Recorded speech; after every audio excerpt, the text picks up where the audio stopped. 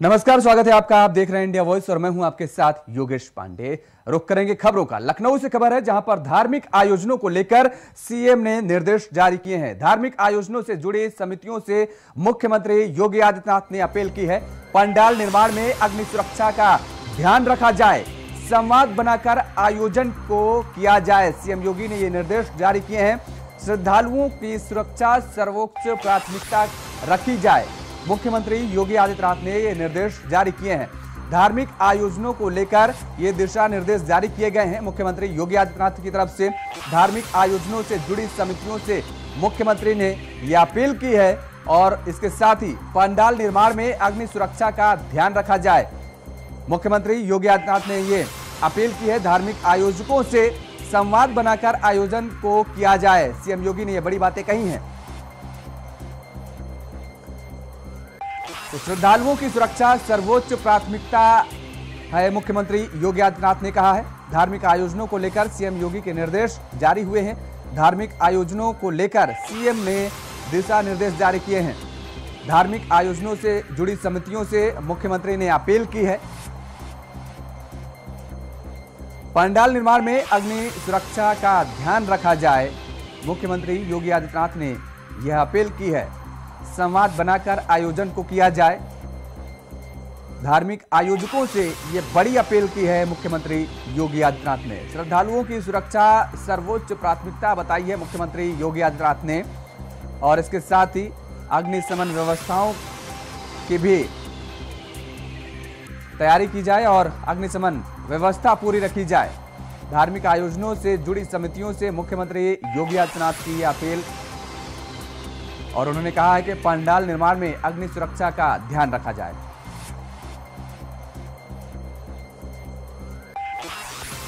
ज्यादा जानकारी के साथ हमारे संवाददाता प्रियम पाठक हमारे साथ फोन लाइन पर बने हुए हैं। प्रियम, धार्मिक आयोजकों से मुख्यमंत्री योगी आदित्यनाथ ने अग्निशमन सुरक्षा की अपील की है, इसके साथ ही और क्या कुछ बातें कही हैं? बिल्कुल, देखिए कल जिस तरीके से भदोही में दुर्गा पंडाल में एक हादसा हुआ, अग्निकांड हुआ पूरा, उसमें कई लोग जो हैं आग में झुलस गए। आरती के समय पर ये पूरा हादसा हुआ था, तो अब उसको ध्यान में रखते हुए मुख्यमंत्री की तरफ से ये विस्तृत दिशा निर्देश जो है वो जारी किए गए हैं, जिसमें मुख्यमंत्री ने साफ तौर पर कहा है कि जितने भी पूजा पंडाल है वहां पे विद्युत और अग्नि सुरक्षा मानकों का पूरी तरीके से पालन किया जाए, कहीं पर कोई लापरवाही ना हो। जिला प्रशासन और पुलिस के जो लोग हैं वो इस बात को सुनिश्चित करें कि कहीं पर कोई लापरवाही जो है वो ना हो। प्रशासन आयोजक समितियों से संवाद बनाकर पूजा पंडाल में विद्युत और अग्नि सुरक्षा मानकों के जो पालन है उसको जरूर से सुनिश्चित कराया जाए। जो जागरूकता की जहाँ पे आवश्यकता है वहाँ पे व्यापक जागरूकता के अभियान जो है वो चलाया जाए। पूजा पंडाल में जो आने वाले श्रद्धालु हैं उनकी सुरक्षा का सबसे पहले ध्यान रखा जाए और ये अपील की गई है सीएम योगी की तरफ से। बहुत बहुत शुक्रिया तमाम सारी जानकारी देने के लिए प्रियम। और इस बीच सीधा रुख करेंगे उत्तराखंड के काशीपुर का, जहां पर मुख्यमंत्री पुष्कर सिंह धामी क्या कुछ कह रहे हैं वो आपको सुनवाते हैं। कि आप सभी पर वो हमेशा अपनी कृपा दृष्टि बनाकर रखें। आज आप सबके सहयोग से प्रधानमंत्री आवास योजना शहरी के अंतर्गत 9 आवासीय परियोजनाओं का शिलान्यास किया गया है। ये मेरा सौभाग्य है आज ऐसे पावन दिवस पर मुझे आदरणीय अजय भट्ट जी को और मंचा सिंह सभी लोगों को ये पूर्ण कार्य करने का अवसर प्राप्त हुआ है। मुझे पूरा विश्वास है, जैसा बताया कि सितंबर 2024 तक पानी की कब तक बन जाएगी,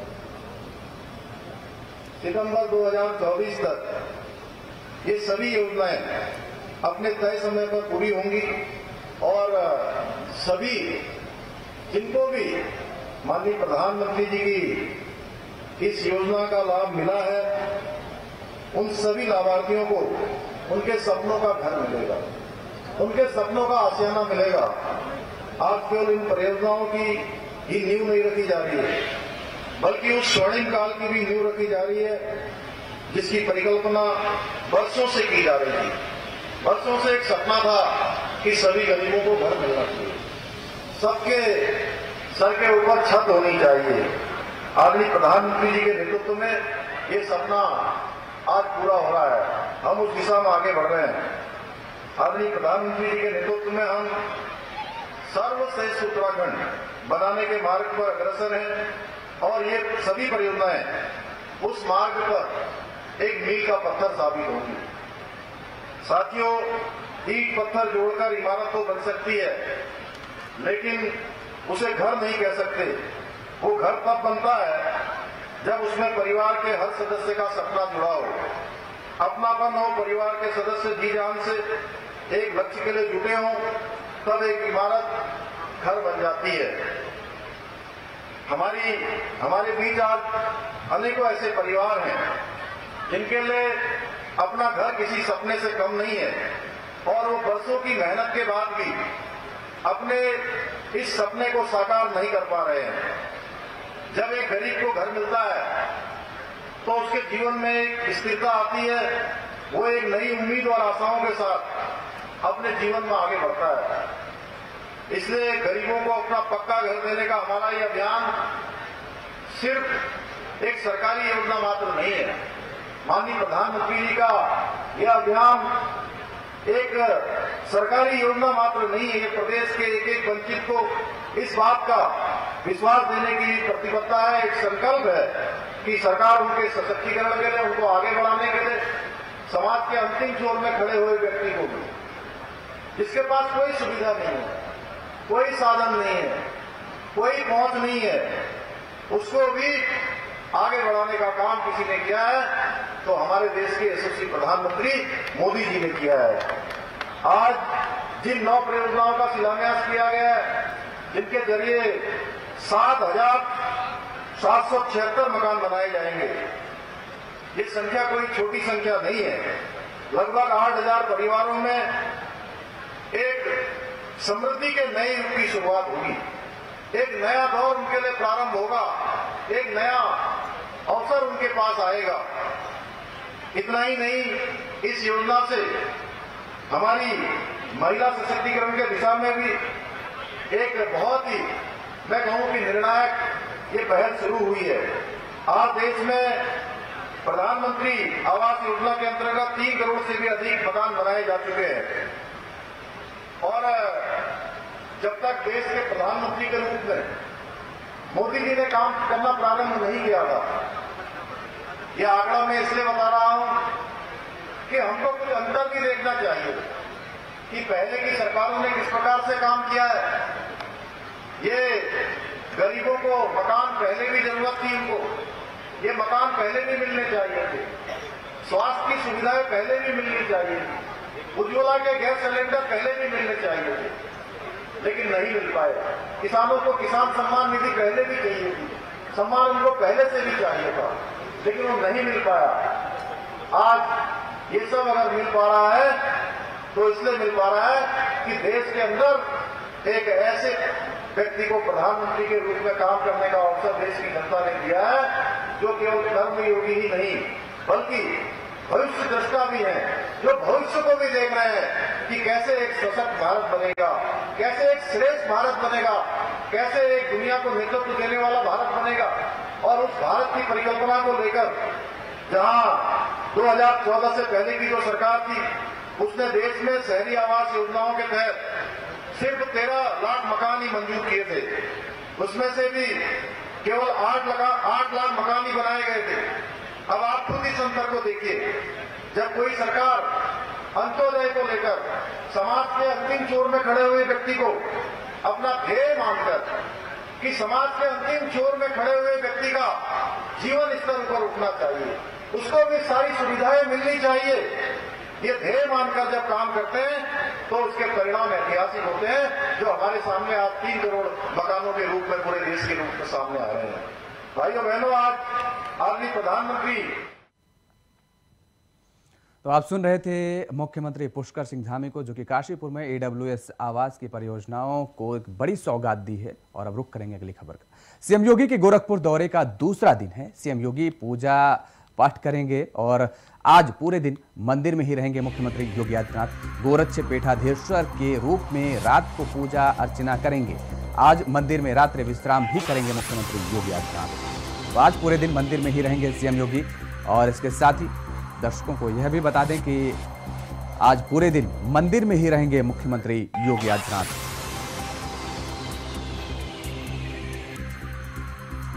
तो सीएम योगी गोरखपुर दौरे पर हैं और इस दौरान आपको बता दें कि पूजा अर्चना करेंगे और आज दिन भर मंदिर में ही रहेंगे मुख्यमंत्री योगी आदित्यनाथ।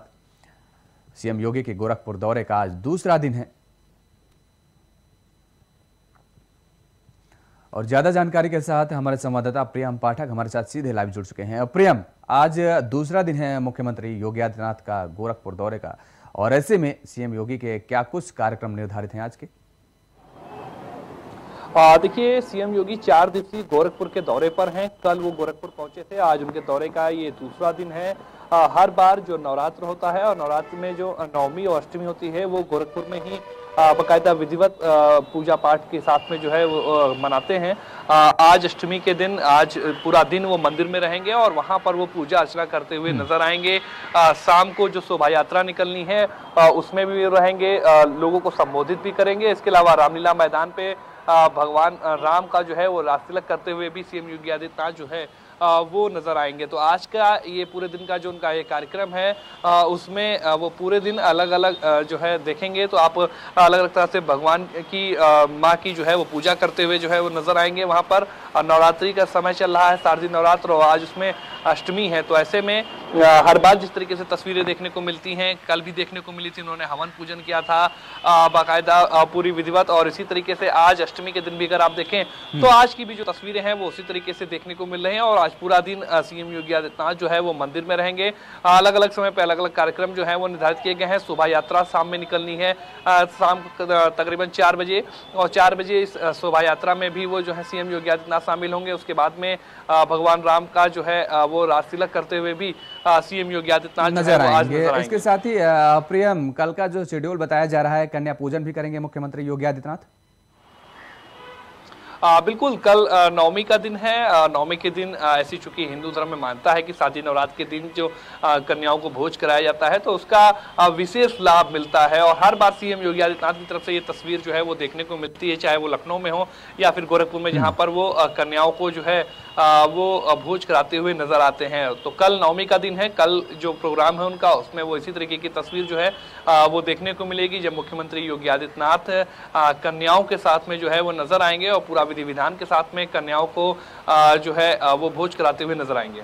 बहुत बहुत शुक्रिया तमाम सारी जानकारी देने के लिए प्रियम। तो मुख्यमंत्री योगी आदित्यनाथ का गोरखपुर का आज दूसरा दिन है दौरे का और ऐसे में आज वो दिन भर मंदिर में पूजन अर्चन करेंगे। रुक करेंगे अगली खबर का। यूपी के भदोही जनपद में दुर्गा पूजा पंडाल में आग लगने के मामले में अभी तक 5 की मौत हो चुकी है। इस हादसे में एक ही परिवार के 3 सदस्यों की दर्दनाक मौत हुई है। दादी और उसके 2 नातियों की मौत इस हादसे में हो गई है। पुरुषोत्तमपुर गांव की रहने वाली जयदेवी अपने परिवार के कई सदस्यों के साथ दुर्गा पूजा पंडाल में रविवार की रात गई थी और उसी समय पंडाल में आग लग गई। इस हादसे में जय देवी और उसके 2 नातियों की मौत हो गई है। पूरे गांव में मातम का माहौल बना हुआ है। बड़ी संख्या में लोग मृतकों के परिजनों के घर पहुंचकर सांत्वना दे रहे हैं। जय देवी के पति ने बताया कि उनकी पत्नी के साथ उनकी 3 बहू, नाती और नातियों दुर्गा पूजा पंडाल में पहुंचे थे। उन्होंने बताया कि पत्नी और एक नाती की मौत अस्पताल में हुई है, जबकि एक नाती की मौत घर पर आज सुबह हो गई है।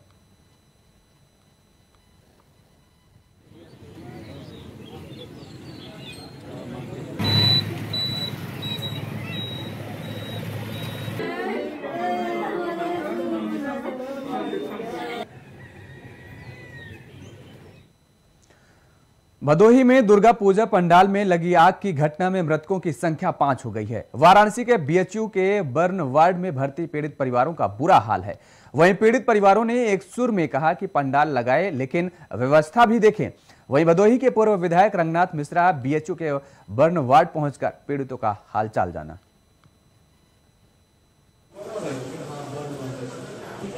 बीएचयू के बर्न वार्ड में पीड़ित भर्ती हैं। अग्निकांड के पीड़ित परिवारों का बुरा हाल है और इस दौरान पीड़ित परिजनों ने कहा है कि पंडाल जरूर लगाएं लेकिन व्यवस्थाओं का भी विशेष ध्यान रखें।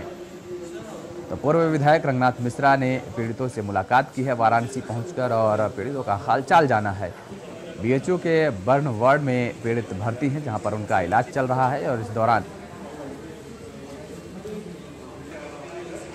आपको बता दें कि पीड़ित परिजनों का साफ तौर पर यही कहना रहा, लोगों से अपील रही कि पंडाल जरूर लगाएं लेकिन वहां पर व्यवस्थाओं का भी विशेष तौर पर ध्यान रखा जाए ताकि ऐसी घटनाएं ना घट सकें।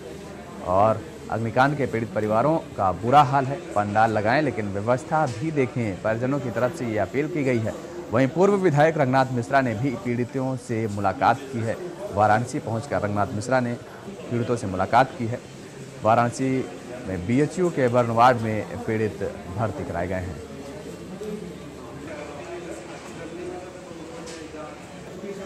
ज्यादा जानकारी के साथ हमारे संवाददाता अभिषेक झा हमारे साथ फोन लाइन पर बने हुए हैं। अभिषेक, पूर्व विधायक ने भी हालांकि पीड़ितों का हालचाल जाना है, क्या कुछ स्थिति बनी है पीड़ितों की?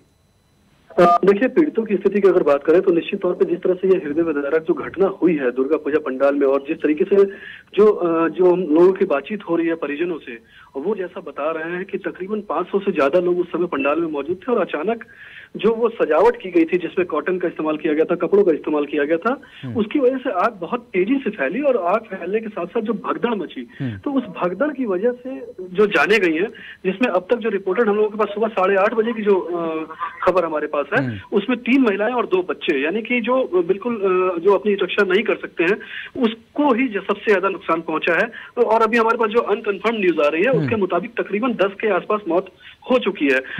प्रदेश के मंत्री हो, अनिल राजभर या वहां के पूर्व विधायक हो, तमाम लोग दौरे कर रहे हैं। सीएम ने खुद इस मामले का संज्ञान लिया था देर रात ही, और खुद ही मॉनिटर कर रहे हैं इस चीज को लेकर के कि कहीं से कोई चूक न रह जाए और जो कैजुअलिटी है वो कैजुअलिटी न बढ़ने पाए और घायलों का समुचित इलाज हो सके।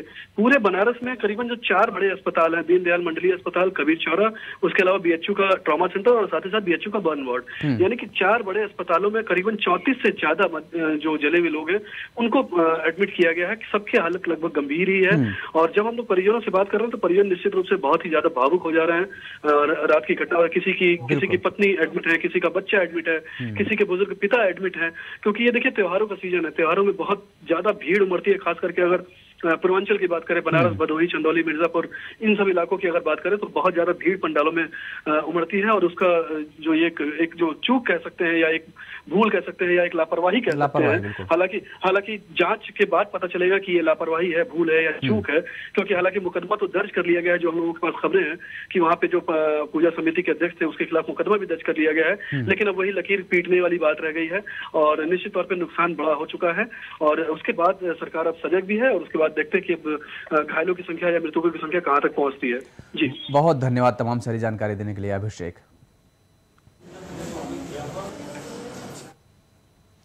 और उधर ग्रेटर नोएडा के हाईटेक फर्स्ट थाना क्षेत्र में दर्ज 11 साल की अपहरण कर 30 लाख की फिरौती मांगने के मामले में पुलिस और बदमाशों की मुठभेड़ में 2 बदमाशों को गोली लगी है।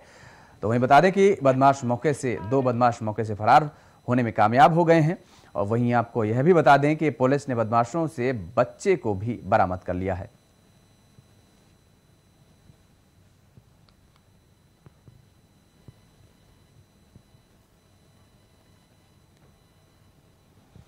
तो अपहरण में बदमाशों को गोली लगी है। 2 बदमाश मौके से फरार हो गए हैं। मुठभेड़ में 2 बदमाशों को गोली लगी है जबकि 2 फरार बताए जा रहे हैं और अपहृत बच्चे को बरामद कर लिया गया है। 11 साल के बच्चे का अपहरण किया गया था, 30 लाख की फिरौती मांगी गई थी और पुलिस को यह बड़ी कामयाबी मिली है।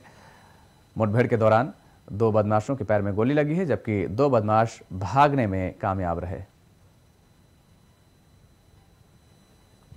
ज्यादा जानकारी के साथ हमारे संवाददाता नितिन कुमार हमारे साथ फोन लाइन पर बने हुए हैं। नितिन, ये ग्रेटर नोएडा से जो सामने खबर आई है जिसमें कि बताया जा रहा है 11 साल के बच्चे का अपहरण कर लिया गया था, क्या कुछ खबर पर और अपडेट है? देखिए, बिल्कुल ग्रेटर नोएडा में अपहरण का मामला 11 साल के बच्चे के साथ में अपहरण कर लिया गया था। उसको जो है फोन पे जो फिरौती मांगी गई थी 30 लाख रुपए पहले दिया जाएगा, जब बच्चे को जो है उनको वापसी किया जाएगा। लेकिन जिस तरीके से परिजन ने जो है पुलिस को शिकायत करते हैं कि जाकर कि हमारे बच्चे का जो अपहरण है वो हो जाता है, तो उसको देखते ही पुलिस एकदम जो है आनन फानन में तुरंत बच्चे की ढूंढ मचा देती है और उसका जो डिटेल नंबर है, जो इस नंबर से कॉल आती है, उस कॉल डिटेल निकाली जाती है, उसके पूरे डॉक्यूमेंट निकाले जाते हैं। तो पुलिस के द्वारा बताया जाता है कि अभी तक जो बच्चा था वो 11 साल का बच्चा है, उससे 30 लाख रुपए मांगे गए थे। लेकिन आज पुलिस ने जो है कल देर रात जो है पुलिस ने उनको गिरफ्तार कर लिया। 2-4 बदमाशों को, 2 बदमाश जो है भागने में फरार हो गए, लेकिन 2 बदमाशों को पैर में गोली लग गई है बच्चे की। बहुत बहुत शुक्रिया तमाम सारी जानकारी देने के लिए नितिन। तो 11 साल के बच्चे का अपहरण का मामला है जिसमें बच्चे को बरामद कर लिया गया है और मुठभेड़ में 2 बदमाशों के पैर में गोली लगी है जबकि 2 बदमाश फरार होने में कामयाब रहे। और इस बीच बड़ी खबर आ रही है लखनऊ से, जहां पर अवैध शराब के खिलाफ पुलिस प्रशासन सख्त नजर आ रहा है। 10 अक्टूबर तक पुलिस विशेष अभियान चला रहा है। सीएम ने अवैध शराब बिक्री को रोकने के निर्देश दिए हैं। बड़ी खबर लखनऊ से, 10 अक्टूबर तक पुलिस विशेष अभियान चला रहा है। आपको बता दें कि सीएम ने अवैध शराब बिक्री को रोकने के निर्देश दिए हैं। बड़ी खबर लखनऊ से है, जहां पर अवैध शराब के खिलाफ पुलिस प्रशासन सख्त नजर आ रहा है।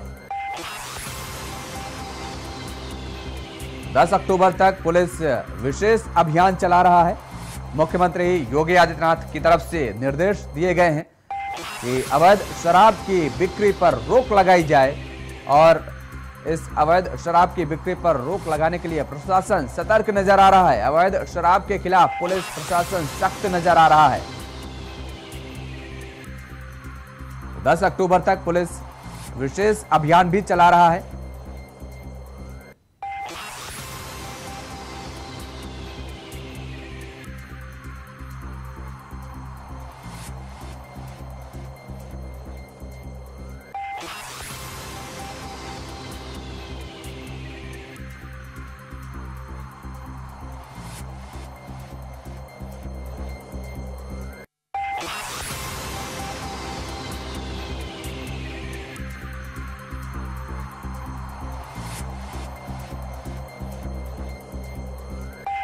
तो अवैध शराब के खिलाफ पुलिस प्रशासन अलर्ट नजर आ रहा है, सख्त नजर आ रहा है। 10 अक्टूबर तक पुलिस के टीम विशेष अभियान चला रही है।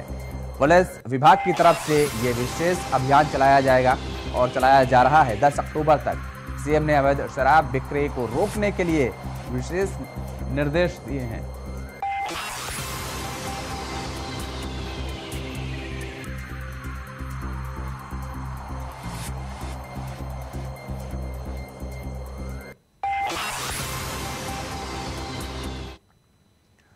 और गोपालगंज जिले में एक हैरान करने वाली खबर सामने आई है, जहां पर रक्षक ही भक्षक बन गए हैं।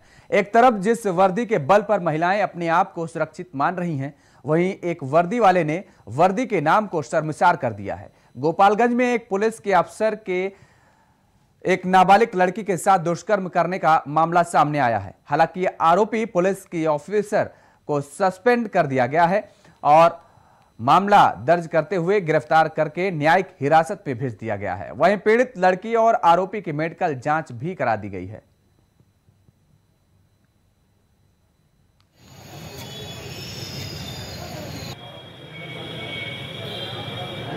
गोपालगंज से ये खबर सामने आई है, जहां पर रक्षक ही भक्षक बन गए हैं। वर्दी की आड़ में नाबालिग लड़की से दुष्कर्म का ये मामला सामने आया है गोपालगंज से। पुलिस ने मामले को संज्ञान में लिया है और अब आगे की कार्रवाई जारी है। गोपालगंज से ये खबर सामने आई है और वर्दी की आड़ में नाबालिग लड़की से दुष्कर्म का मामला सामने आया है, जहां पर रक्षक ही भक्षक बनते नजर आ रहे हैं। दरअसल आपको बता दें कि वर्दी की आड़ में नाबालिग के साथ दुष्कर्म का ये मामला सामने आया है। ज्यादा जानकारी के साथ हमारे संवाददाता शैलेंद्र कुमार हमारे साथ फोन लाइन पर बने हुए हैं। शैलेंद्र, गोपालगंज से खबर सामने आई है कि वर्दी की आड़ में नाबालिग लड़की से दुष्कर्म किया गया है, क्या कुछ खबर पर जानकारी है?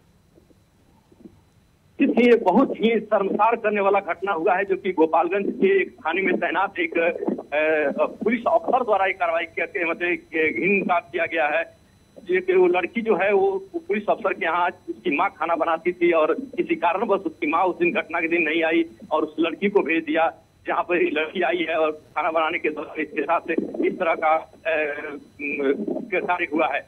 जिसके बाद से पुलिस अधीक्षक गोपालगंज द्वारा उनपे मामला दर्ज करके उनको न्यायिक हिरासत में भेज दिया गया है और दोनों लड़की और पीड़ित और आरोपी दोनों का मेडिकल जांच भी करा लिया गया है। लेकिन कहीं ना कहीं जिस वर्दी के भरोसे महिलाएं, ये सरकार कहती है कि हमारी पुलिस तैनात है और आप जो महिला है वो सुरक्षित है, तो कहीं ना कहीं इस तरह की घटनाएं ये प्रश्न चिन्ह खड़ा करती है कि इस तरह की अगर वर्दी के आड़ में इस तरह अगर दरिंदा अगर रहेंगे तो किस तरह से कोई महिला कैसे अपने आप को सुरक्षित महसूस करेगी। जी बहुत बहुत शुक्रिया तमाम सारी जानकारी देने के लिए शैलेंद्र।